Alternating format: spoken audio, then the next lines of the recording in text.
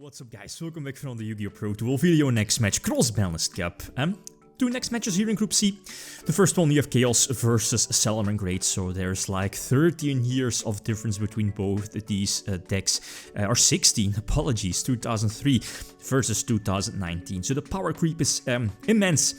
But, I mean, Chaos has been, like, surprising in the past, so the match still needs to be played. First list, they should be the Gabriel's list, Gabriel Susi's list from the European Championship back in 2019, indeed first place, by the way, versus Chaos. OCG builds, again, 2003, having access to both Crash Card pre-errata and, of course, 6 cents, and, you know, double BLS, because it wasn't on the list back then, unlike Emperor, Chaos Emperor Dragon. So which deck has the advantage?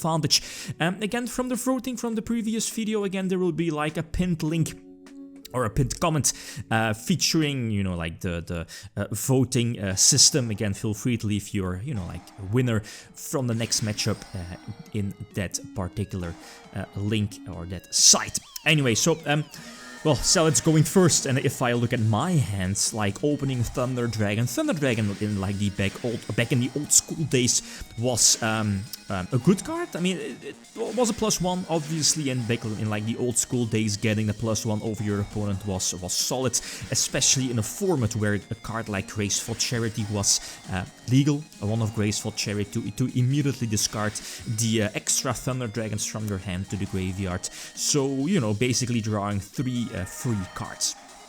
But on top of that, Dark Magician of Chaos as well, pre-errata, as you know. The Breaker Magical Warrior immediately forcing out the back row. We knew it was there, right? Because of the level 4, right? You know. So anyway, long story short, Monster Reborn legal in the same format as Dark Magician of Chaos pre-errata was pretty disgusting and, you know, painful choice. Immediately setting up the graveyard. I believe I got the Link Rune Duo off of the painful choice. It's pretty much pick your poison. I think I revealed like Emperor, double BLS, the Link Rune Duo as well, and Magical Scientist, right? So thanks to Monster Reborn, you got back Magical Scientist, and you know how Magical Scientist works. It's not limited to once per turn, so you can keep paying 1,000 life points, but you know, at the small cost is that those monsters special summoned off of Scientist, they can't attack directly, so they can attack your opponent's monsters, but they can't attack directly, and you know, during the end phase they'll be just sent back to the extra deck. Immediately Call of the Haunted during my turn, again use the effect so Fiend's Skull Dragon can attack the Salamangreat Gazelle, but most importantly this again should be enough to attack, yeah, indeed, more than enough to attack for a game. Snatch Steal definitely helped out, so I was able to use Abyss Dweller. If it wasn't for the Dweller effect, I probably would have been in a much more terrible position, right? Yeah, obviously. So going second again. My hand this time doesn't really look too promising. The Crush card it's not really that useful. Metamorphosis as well, unless I draw like Sinister Serpent. Raigeki is just, you know, the failings will just get banished from the graveyard, so Raigeki not that useful. Well, yeah, okay, forcing out the failings, but I just lost a lot of momentum as well. I mean, Salamangreat did open like, okay, like the standard opening, I guess, with their Mirage Stelio as well, immediately searching their stuff from the deck. And let's not forget, Salamangreat, this particular list has access to triple Gazelle and triple Circle, so the consistency of the deck is just, it's too big. And yeah, this should be more than enough, right, to attack for a game. Dweller didn't really matter too much. The Mirage Stelio has already been used. Oh, right, the Field Spell is banished off of Desires, but again, this is exactly 8k for a damage, or, you know, for a game. So again, I'm going first. Having the 6th card definitely helps out. First of all, the Link Rune Duo, discarding like, well, I can't really call them random cards since the opponent is able to pick the second one, and then immediately blow him away with the Forceful Sentry as well. Get a peek at my opponent's hand, and I see that Imperial Order will do great. Depends on, you know, the 3rd card or the 6th card that my opponent will draw, and this Yatta draw was actually huge. Sweet, delicious Yatta luck here, since I can just, and this again, keep in mind, this is Imperial Order pre-errata, so every time, I believe during my own standby phase, I get I get to pick if I pay the 700 or not, and obviously I'm going to pay the 700. So again, my opponent is not able to use those cards in his hand, right? And then, you know, no draw phase, and you can just keep poking with Yatagarasu. And you know, I'm just paying like 700 life points, but that's like a small fraction of damage compared to the damage I do to my opponent with both DD Warrior Lady and the small attack points of Yatagarasu. So this again, more than enough. This normal summon the break, finally a big enough beat stick. This indeed is more than enough to attack for game. So Chaos leading, this is good, unexpectedly. But I mean, let's face it, this was a lucky shot, right? A lucky one. So game number 4 again, I'm going second, and Salads again opening well. I take a look at my hand, I see Graceful Charity, so that's already really promising. The Harpy's Feather Duster definitely needed to force out a potential Roar, if Roar is not set, blow the entire back row away.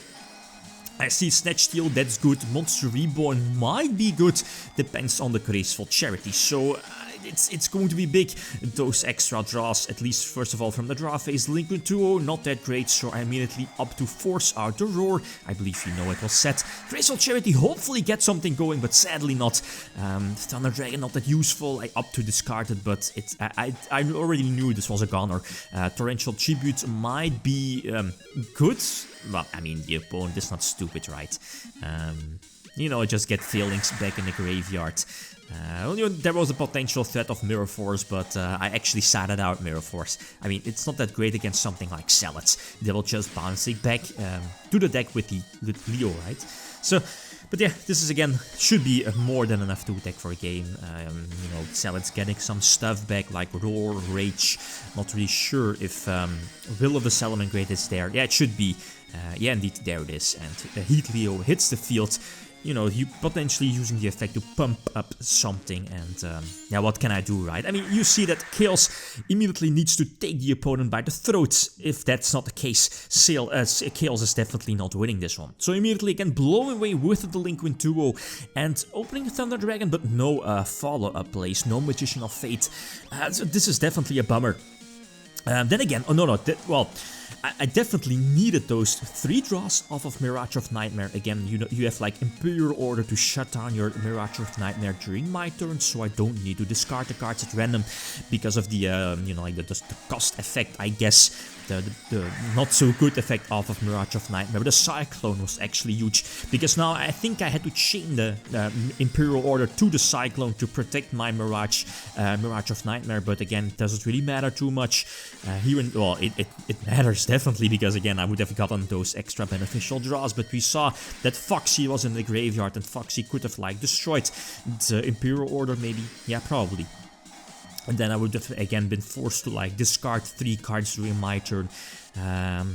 But yeah, Leo again hits the field, and I'm a goner. I mean, both those sets were not able to prevent the Heat Leo from hitting the field. And yeah, okay, Snatch Shield is cute, but it will just get roared away. And yeah, the Thunder Dragon would have been able to tribute like Heat Leo away, but again, Veilings was in the graveyard to protect the Mirage Stelio.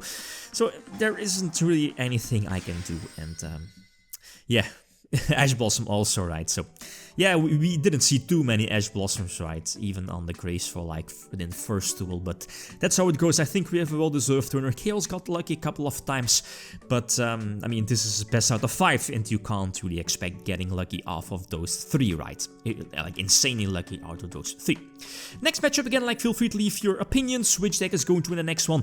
It should be Quintele Undead, so Zombie Teledead versus Plant Link Crow, Needle Fiber Turbo featuring Firewall and Astograph, and Summon Sorceress. So again, feel free, pinned link or a comment. Okay, guys, that's it. Thanks for watching. Feel free to leave a comment or like if you enjoyed the video. Lithium signing out. Peace.